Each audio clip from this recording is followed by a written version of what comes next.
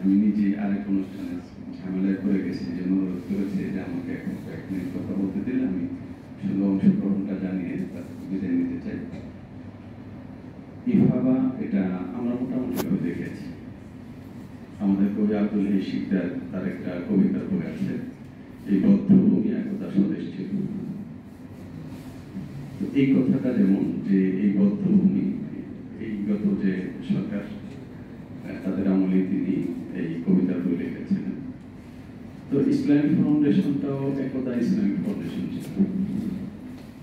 তারপর এখন যে জায়গাটা এসেছে এটাকে সহজ করে বললে মিলাদখানা বলা যায়। তাদের ভগবানের কিছু ছবি ছেপেছে, কালার ছবি সুন্দর করে। আর যা করেছে সেটা হলো মিলাদের বই ছেপেছে।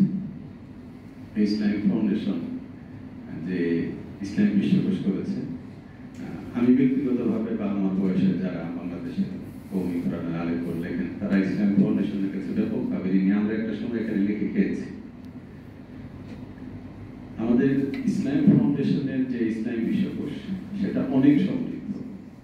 যারা দায়রাতুল মাআরিফ থেকে শুরু করে উর্দু আরবি বিভিন্ন বিশ্বকোষ দেখেছেন তারা স্বীকার করেন যে অনেক সমৃদ্ধ।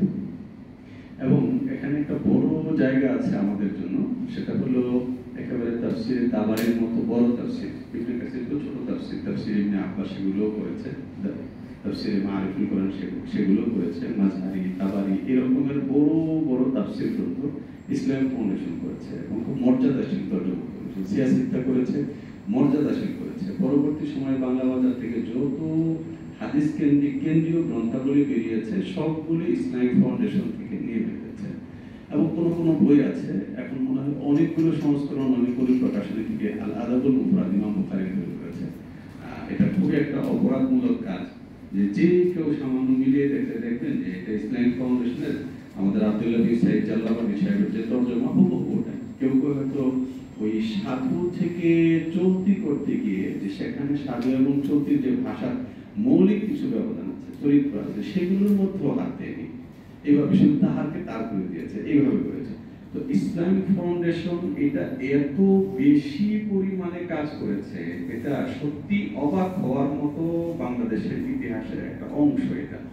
এটা নিয়ে আমরা মুসলমান হিসেবে অবশ্যই গর্ব করতে পারি।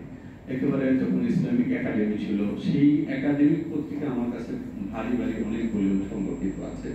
তারপরে এখানকার যে সবুজ পাতা, তো সেখান থেকে শুরু করে অগ্রগতি, ইসলামিক ফাউন্ডেশন পত্রিকা এবং তাদের যে সিরাতুন নবী, পরে আবার এই মিলাদুন নবী স্মারক যে হলো, এই সিরাতুন নবী, মিলাদুন নবী, এই স্মারকগুলো সিরাত স্মারকের মধ্যে বাংলাদেশের শ্রেষ্ঠ কর্ম এগুলো।